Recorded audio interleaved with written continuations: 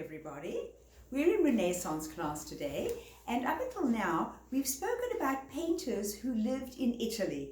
We've spoken about the really famous ones, Leonardo, Michelangelo, Raphael. They all lived and worked between the 14 and the middle of the 1500s. While these artists were very, very famous in Italy, and they lived during the Renaissance period, art was flourishing in Northern Europe as well.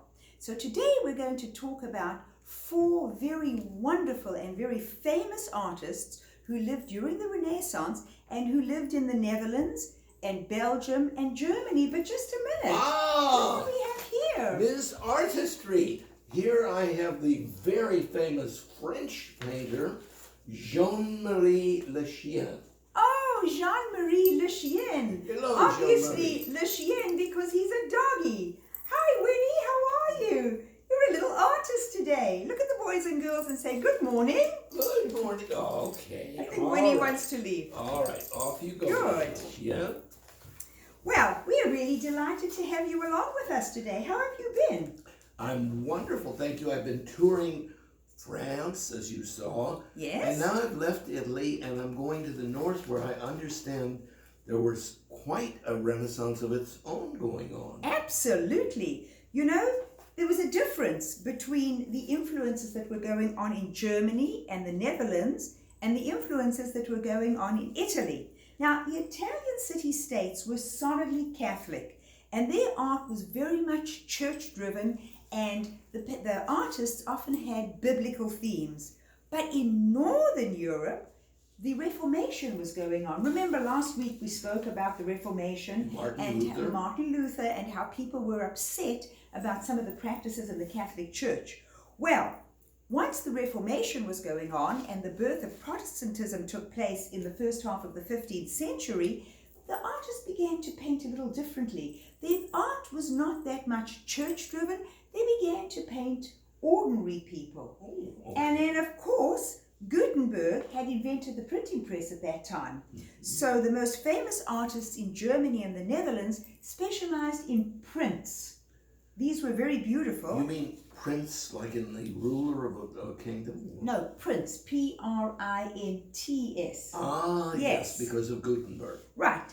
And so many of the Northern European artists were influenced by the Reformation. So their paintings, as I said, dealt with ordinary people, not necessarily, but they didn't necessarily paint biblical themes. They did, but they painted lots of ordinary people as well. Now you said that they started out about the same time. Who was the earliest of these Northern European painters? One of my absolute favorites, Jan van Eyck. He was actually born earlier than any of the other artists, Italian or Northern European, and he lived in a town called Bruges, a most beautiful town in Belgium.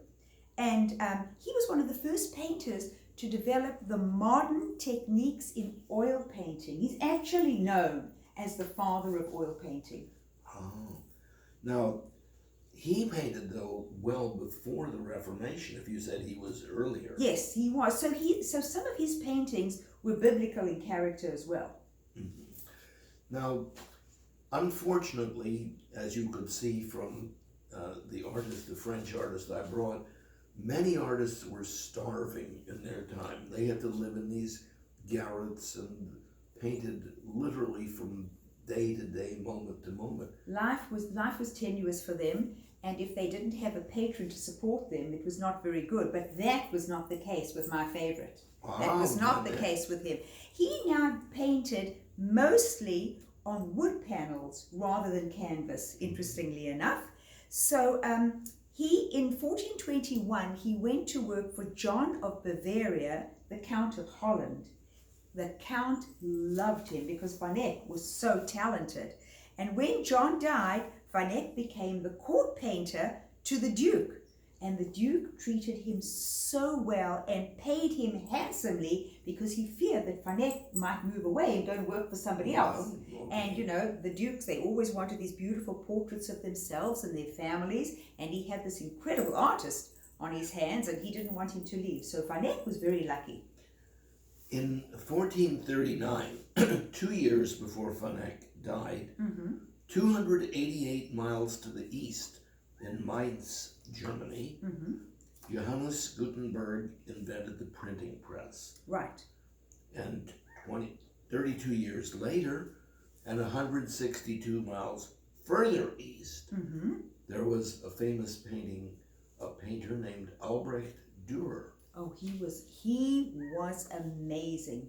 The printing press was actually responsible for Dürer's early success. By the time he was in his 20s, he had established his reputation and influence all across Europe due to his very high quality wood-cut prints.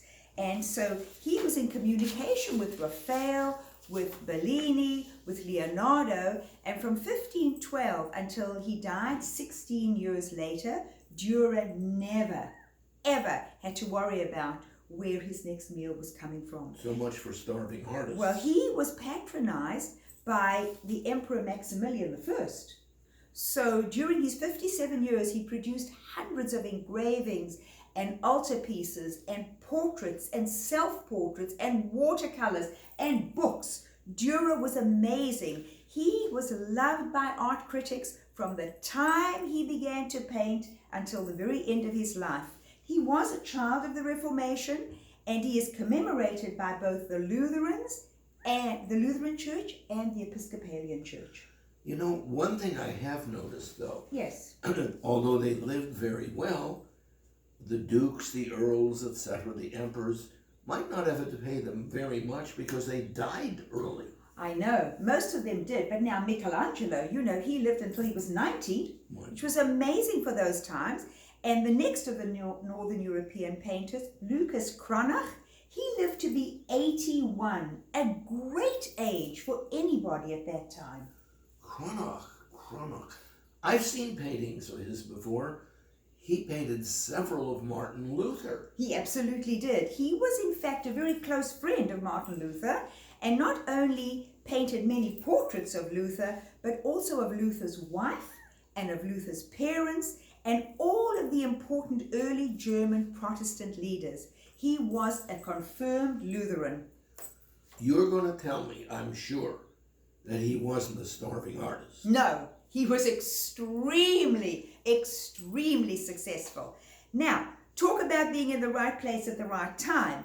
And he became famous in Vienna. He was appointed court painter to the rulers of Saxony. So life was made for him when he was a court painter. He was paid 2.5 times the salary paid to his predecessor. But he was an amazing artist.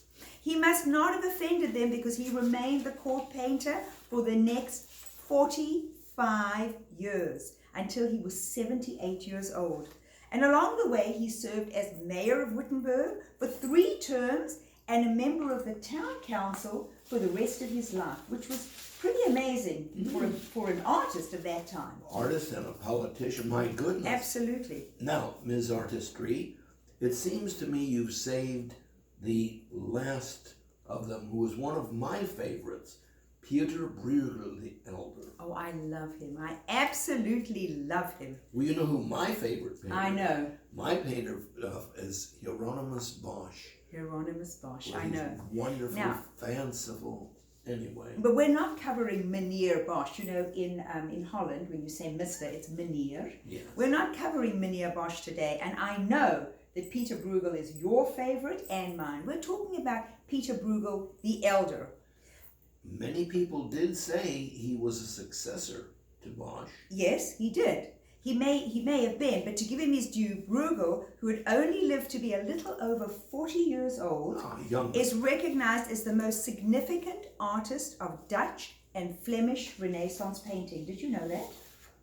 I knew I'd heard of him before. He was known for his landscapes and his beautiful peasant scenes, and was one of the first generation of artists to grow up when religious subjects had ceased to be the natural subject chosen by most painters. Because, he's living after the Reformation, he was influenced by the Reformation, and so biblical themes were not what he painted.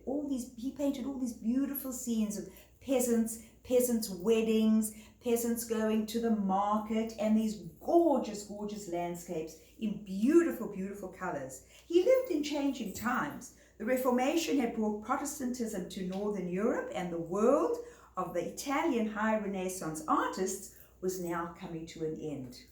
Now, Bruegel, I've heard that name not only with respect to Peter the Elder. Mm-hmm.